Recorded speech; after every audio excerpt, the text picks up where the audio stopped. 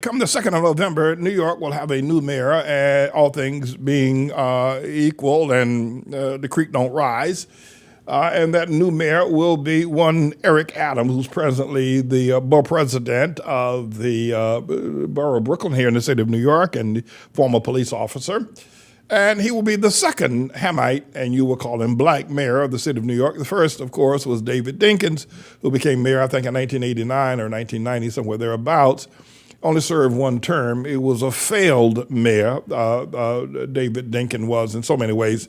And I will get back to that if we have an opportunity to cover that, the failure of the David Dinkins. And, usually, listen, Bloomberg was mayor for 3 terms, Giuliani 2 solid terms.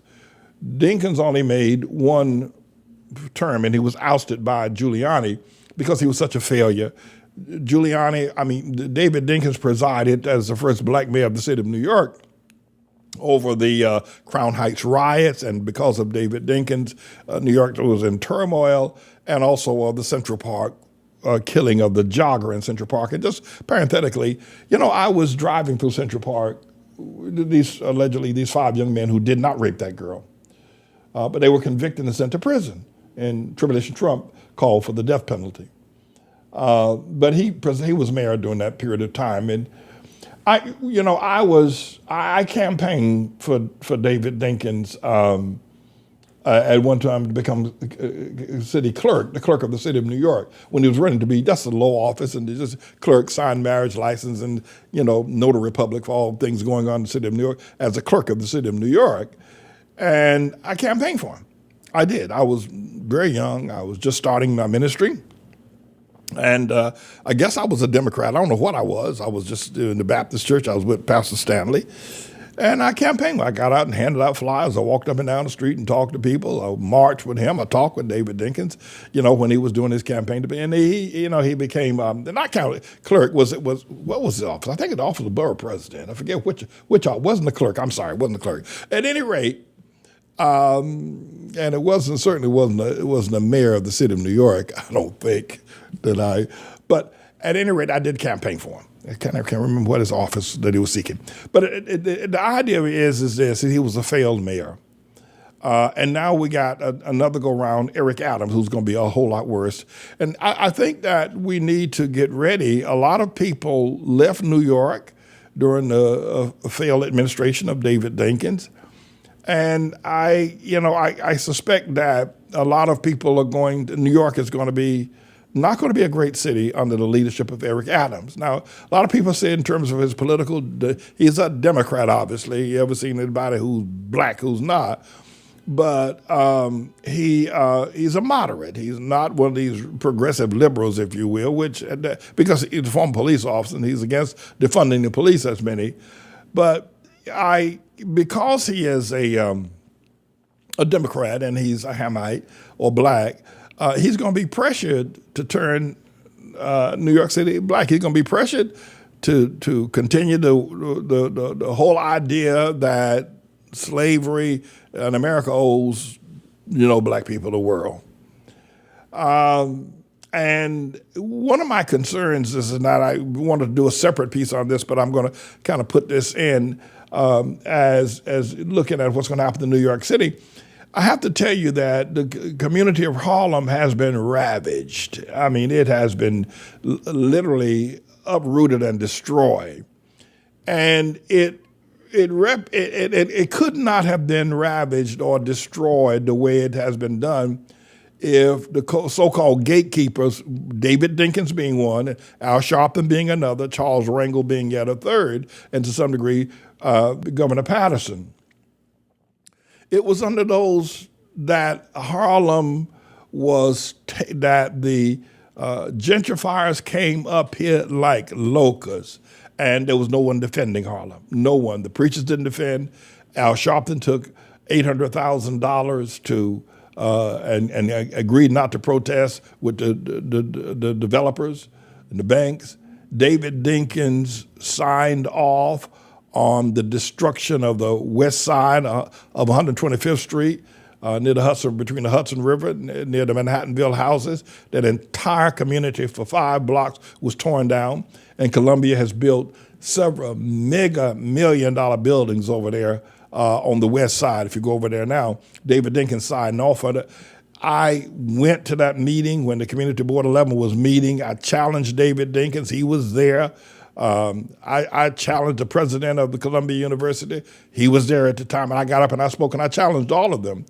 But it was David Dinkins who got up after I challenged him in that meeting, and he began to speak. And that house, that meeting room that night was filled with about 300 to 500 people, and every last one of them booed him. He said, "But I'm your first black mayor." They said, "We don't give a damn. You're selling us out." They booed David Dinkins at that meeting because he was selling out the community. And the community board approved it anyway. All that mom and pop stores, even McDonald's was torn down for Columbia University to build their classrooms. But Harlem has been ravaged, and I've been around the barn long enough to see the destruction of this community by the gentrifiers. They didn't come up here to preserve the community. They don't want any of the culture that was here previously to remain. There's a bookstore called the Liberation Bookstore. Wasn't very much. It couldn't complete with, Barnes and Nobles and others bookstore. But it was when I was in seminary, it was a great place to go to get books and pamphlets that you couldn't find that were generic to, the liberation and black folk and that kind of a thing that you couldn't find in the major bookstore. And it's gone. It was on 132nd Street. It's long since been gone. There's also the Tree of Life bookstore. By the way, it was on Lenox and 132nd Street, and I want you to pay attention to that because the Tree of Life bookstore was on Lenox and 125th Street, and this avenue, just 2 blocks from where I sit right now, my brother, is one of the busiest intersections in all of New York. You can go to 59th Street, you can go to 42nd Street downtown, and it's busy down there and busier than here. But Lenox Avenue and 125th Street is what you go up there any time of the day. There are literally thousands of people up there. And the Tree of Life bookstore was there, Mr. Michaud, and then one in the same block between 125th and 124th Street was the Lenox Lounge. The bird nest of Billie Holiday and all of the people who were somebody in Harlem. All that's gone. All that history is gone. And it's because of David Dinkins and Charles Rangel and Al Sharpton that all that beautiful history is gone. They said that the Tree of Life bookstore, Mr. Michaud, that the building was unstable and there was a lot of protests to try to keep it, but the city of New York just bulldozed it over. And the key people of the community didn't come to defend it.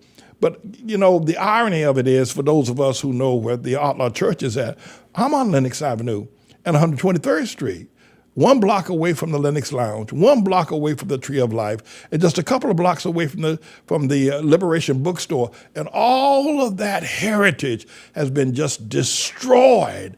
And they've transplanted the Red Rooster. And it's very painful. But it was David Dinkins and Al Sharpton who should have been the gatekeepers for this community, who allowed it to be ravaged, who allowed it to be raped, if you will, in the economic and political and financial sense. And now you see literally thousands of Hamite black men on the street, homeless, no shirt, no shoes, no food, no house, no roll of toilet paper, no spoon, no fork, all on the street now because these 2 men did not protect the community when the gentrifiers came up here looking to nest and to redesign the community. And it seems that I alone am left to fight for this community. So I have to tell you that with Eric Adams becoming the mayor of the city of New York, it is not going to be pretty. And Alvin Bragg being the district attorney handling mostly criminal cases, it is not going to be pretty as to what they're going to do. And I'm predicting that New York City is going to suffer greatly under Alvin Bragg and also Eric Adams, as it suffered greatly under David Dinkins. They didn't even, the Hamite people didn't want David Dinkins back as mayor anymore. So I thought I would share those things with you historically. See, my problem is I've been around the barn for a while. All these young people come up, they don't know a damn thing about anything at all. And at some point, I'll get into the whole Democrat Party with this whole business of creating this welfare state. I talked about it the other day about the squad. They just want to give black people money. You don't have to go to work. We'll give you money. We'll buy your house. We'll take care of your housing. We'll take care of your food. If you're going to go to college, education, stay out of the street, out of the jail. And there is no incentive. There is no work ethic. There is no incentive to maintenance the community. It is what is happening now. Harriet Tubman, whatever you want to say about her in the Underground Railroad, I guarantee you on my life and my seat in heaven that Harriet Tubman would not so much as spit on Al Sharpton or David Dinkins. I guarantee you, I stake my seat in heaven. If I'm wrong about Harriet Tubman, if I'm wrong about Sojourner Truth, if I'm wrong about these women, they would not spit on the likes of an Al Sharpton or David Dinkins or Eric Adams because they were cut from a different cloth. We came from a different understanding of these sellouts. I mean, the biggest Uncle Tom on the plantations of Mississippi wouldn't have anything to do with Al Sharpton or David Dinkins or Eric Adams. The world has greatly changed, and people of today's era don't understand that process. They don't see what has happened. They don't see that there are no gatekeepers anymore. They don't see that anybody stands up. Listen, Adam Clayton Powell Jr. marched up and down 125th Street till he wore holes in his shoes.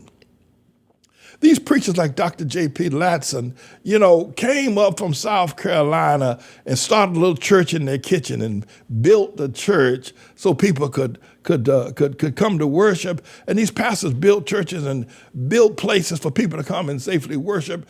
And the restaurants that were established, and the Duke Ellington was able to, Will Small's Paradise, all these things were part of the culture and a part of the great contributions and the hard work. These men, I'm telling you, Harriet Tubman Harriet Tubman would not so much as spit on Obama living up there in Martha's Vineyard. And it's a shame and it's a crime. And then they talk about critical race theory. They talk about woke. And about the teaching the dynamics of race and how racism from white people has impacted black people in every way. No, my friend, ignorance from Hamite people is the thing that has impacted. And they don't teach. Listen, I can guarantee you on my seat in heaven that Harriet Tubman would not sit down at a meal with Obama and Sojourner Truth, or Fannie Lou Hamer wouldn't sit down with Obama or Al Sharpton. These people, because Harriet Tubman and Fannie Lou Hamer and Sojourner Truth, and they gave their life, they risked their lives to build, to help, and to uplive, while Eric Adams, David Dinkins, Al Sharptons are selling out and destroying the culture of the Tree of Life bookstore, the Liberation bookstore, Snooki's, the Sugar Bowl, the Will Small's Paradise, Frank's, the Baby Grand, the Lenox Lounge, and the churches and the schools, and Oakley Maxwell and Wyatt Walker, and all of those people built on what Harriet Tubman and Sojourner Truth, what they sacrificed their lives, and to lift up Harlem, down in the deep trenches of Georgia and in Arkansas and Mississippi and Alabama and Louisiana, that there was a light in Harlem, and people suffering in what they considered the Jim Crow South thought if I could just get to Harlem, if I can be somebody, even if I'm a shoeshine boy, if I can just get to Harlem. Ask James Brown, growing up down in Georgia and Augusta, or ask Wilson Pickett, or ask any of them that grew up in that said they can just get to Harlem. If I can just make it, I can be somebody. Not trying to get to New York. No. If I can just get to Harlem, Little Richard. If I can just I can be somebody. And now all of what that was built on the likes of a Harriet Tubman has been sold. Al Sharpton has gotten rich on what Harriet Tubman built. My friends, it's a shame. And everybody hates me for pointing out this truth. Harriet Tubman wouldn't sit down at the table with Obama. Here's a man that believes that man can marry man. When we're trying to raise strong families, and Harlem was the light. Harlem was the light. And I try to talk to these young people. I try to tell them. They think I'm some sort of ignoramus. They think I'm some sort of hater of the black man. I've not seen anything like it. But years ago, even the biggest house Negro on the plantation wouldn't sit down with the likes of an Al Sharpton. You know, they understood that Harlem is our homeland. Harlem is our Mecca. Harlem is our flagship.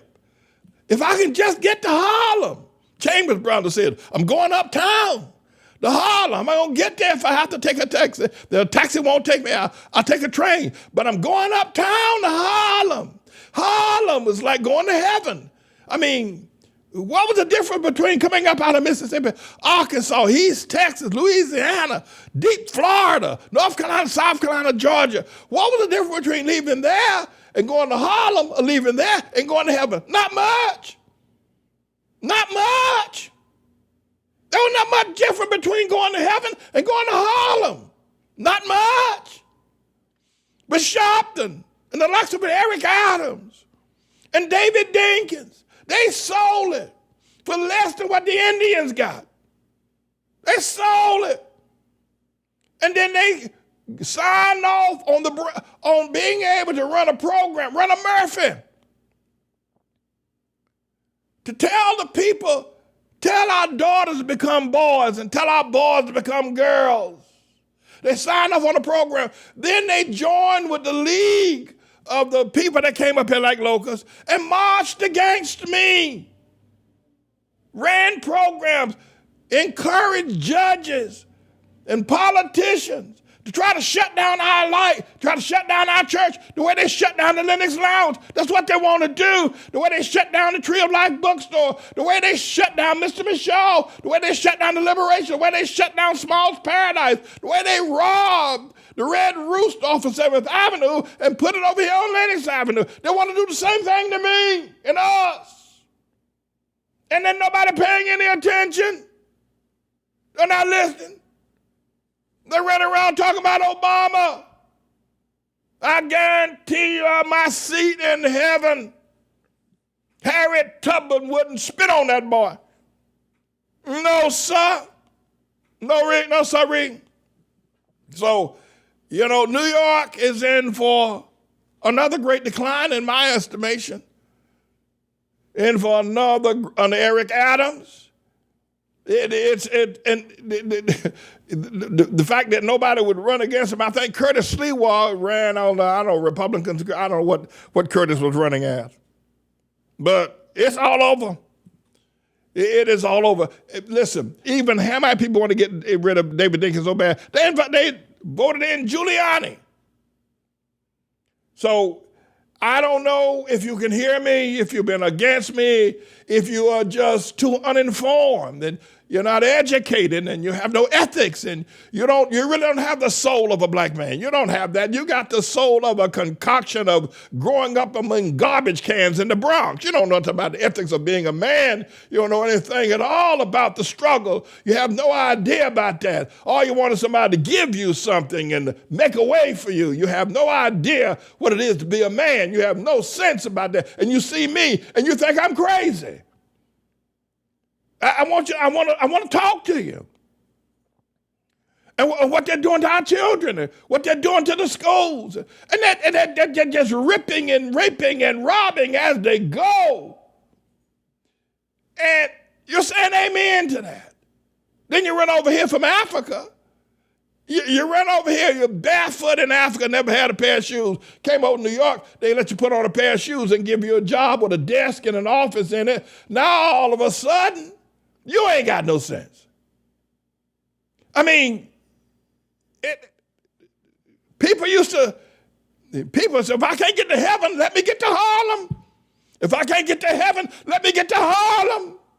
Let me get to Harlem. Let me get to Harlem. If I can't get to heaven, I'll be just as good satisfied in Harlem if I can't get to heaven. And it was a heaven. It was a Mecca. Now it's a disgrace. And think about it next time. All the thoughts you've had against me for the truth. And God has sent me here. God has sent me here. I didn't come on my own. God sent me here. His name is Jesus.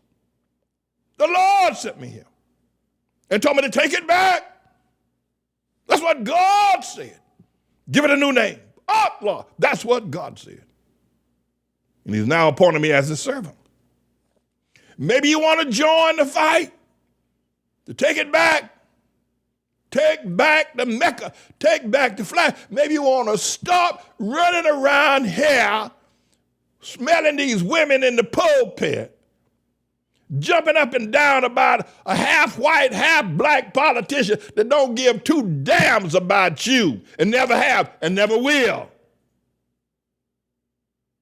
Maybe you want to finally decide that you want to do something to glorify God. You want to do something to finally, the people that gave their sweat and their blood, shining shoes, pumping gas, running elevators to build Harlem, to make it something.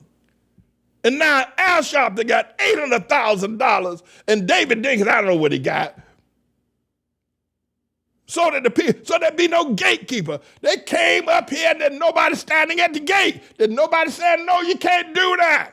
Except for me. And they said, let's get him. Let's excoriate him. Let's turn the world against him. They even had the members of the church. They turned the members of the church against me. Plotted with them to try to take me down. Set me up to try to take me down.